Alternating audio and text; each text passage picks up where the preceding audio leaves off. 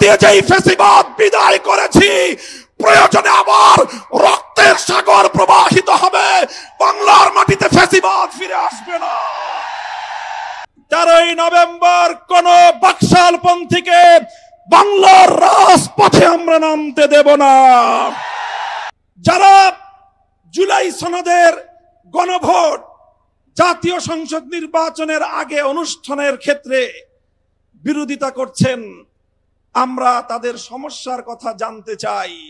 দেশপ্রেমিক ও ইসলামী সমমনা 8টি রাজনৈতিক দলের উদ্যোগে আয়োজিত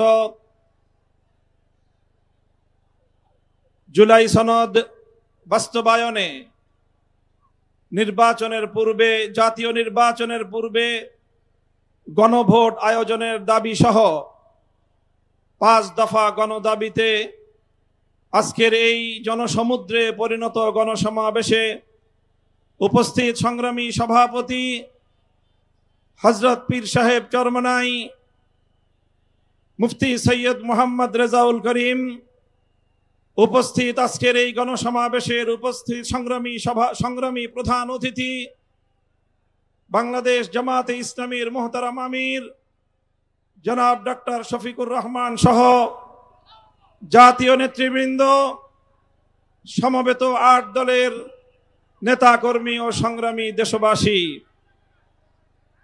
আজ এই ঐতিহাসিক পল্টন ময়দানে দাঁড়িয়ে আমি স্পষ্টভাবে দেখতে পাচ্ছি বাংলাদেশ আজ 2 ভাগে বিভক্ত।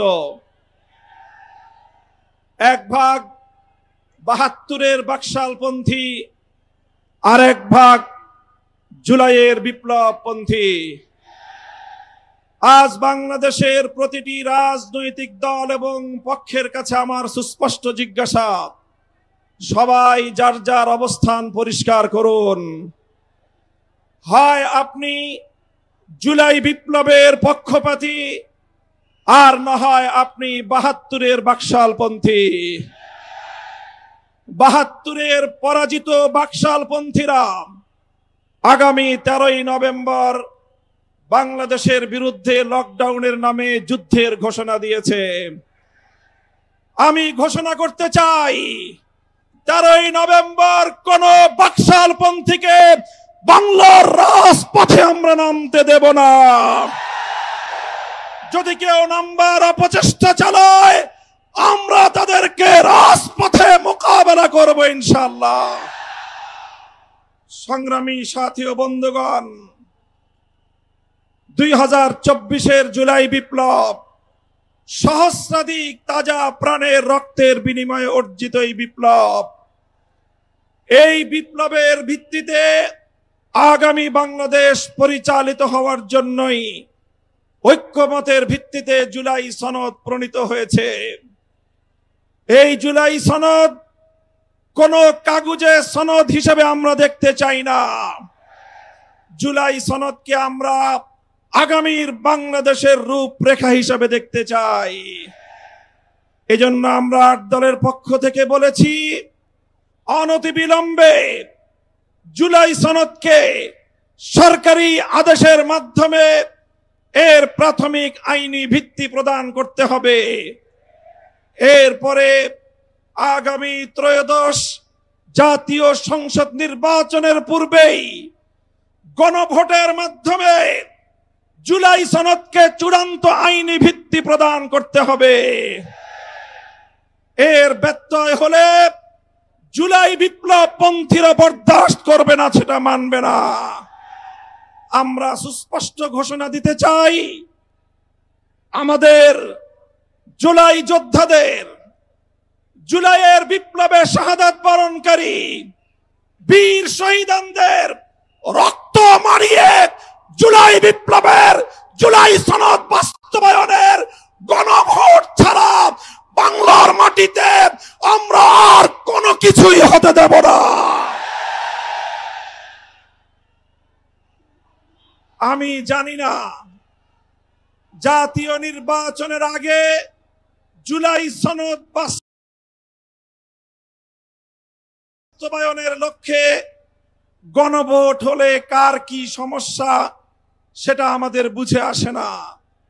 আমাদের সমস্যা হলো জুলাই সনদের গণভোট ছাড়া যদি জাতীয় সংসদ নির্বাচন অনুষ্ঠিত হতে থাকে, জাতীয় সংসদ নির্বাচন যদি তফসিল ঘোষণা হয়ে বাস্তবায়িত হয়, অনুষ্ঠিত হয়, সেখানে অনেকগুলো বড় বড় জটিলতার সৃষ্টি হবে। তার মধ্যে অন্যতম একটি হলো দ্বিকক্ষ বিশিষ্ট জাতীয় সংসদের উচ্চ কক্ষ কিভাবে গঠিত হবে, কিভাবে রাজনৈতিক দলগুলো তাদের নির্বাচনী ম্যানিফেস্টো তৈরি করবে, জাতির সামনে তারা তাদের উচ্চ কক্ষের 100 সদস্যের তালিকা কিভাবে প্রকাশ করবে, এই সকল বিষয়ের কোনো সদুত্তর তাদের কাছে নাই। যারা জুলাই সনদের গণভোট জাতীয় সংসদ নির্বাচনের আগে অনুষ্ঠানের ক্ষেত্রে বিরোধিতা করছেন, আমরা তাদের সমস্যার কথা জানতে চাই।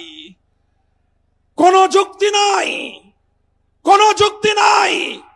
তারা জুলাই সনদের বাস্তবায়নকে ঠেকিয়ে দিয়ে বাংলাদেশে আবার ফ্যাসিবাদ কায়েম করবার ষড়যন্ত্র করছে। পরিষ্কার ঘোষণা করি, রক্ত দিয়ে যেই ফ্যাসিবাদ বিদায় করেছি, প্রয়োজনে আবার রক্তের সাগর প্রবাহিত হবে, বাংলার মাটিতে ফ্যাসিবাদ ফিরে আসবে না।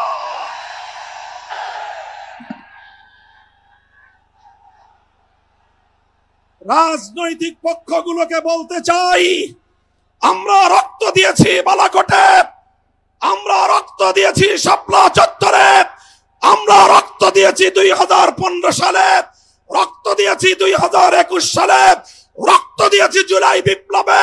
আমাদের মুখোমুখি দাঁড়াবার চেষ্টা করবেন না। আমরা রক্ত দিয়ে অধিকার আদায় করি, রক্ত দিয়ে বাংলাদেশ কিনেছি, রক্ত দিয়েই বাংলাদেশের স্বাধীনতা রক্ষা করব ইনশাআল্লাহ।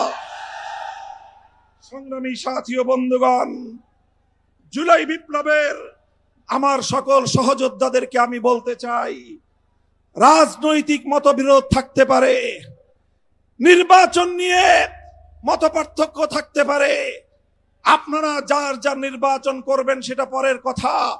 আসুন, যারা জুলাইয়ের বিপ্লবের রাজপথে ছিলেন, জুলাই বিপ্লবের সনদের আইনি ভিত্তি কার্যকর করার জন্য আমরা হাতে হাত রাখি। সংগ্রামী সাথী ও বন্ধুগণ, সর্বশেষ বক্তব্য, আগামী 13 তারিখ জুলাই সনদের গণভোটকে কেন্দ্র করে সরকারি সিদ্ধান্তের দিকে আমরা তাকিয়ে আছি। সরকার যদি জনগণের শান্তিপ্রিয় ভাষা বুঝতে ব্যর্থ হয়, আবার বলছি, সরকার যদি 8 দলীয় নেতৃবৃন্দের শান্তিপ্রিয় ভাষা বুঝতে ব্যর্থ হয়, যেই ভাষায় বললে সরকার বুঝবে, আমরা সেই ভাষাই প্রয়োগ করব, সেই কর্মসূচি ঘোষণা করব ইনশাআল্লাহ। প্রস্তুত থাকবেন তো আপনারা? ইনশাআল্লাহ যুদ্ধ করে ফ্যাসিবাদ বিতাড়িত করেছি, যুদ্ধ করেই বাংলার মানুষের অধিকার আদায় করে ছাড়বো ইনশাআল্লাহ। নাসরুম মিনাল্লাহি ওয়া ফাতহুন করিব। আসসালামু আলাইকুম ওয়া রাহমাতুল্লাহ।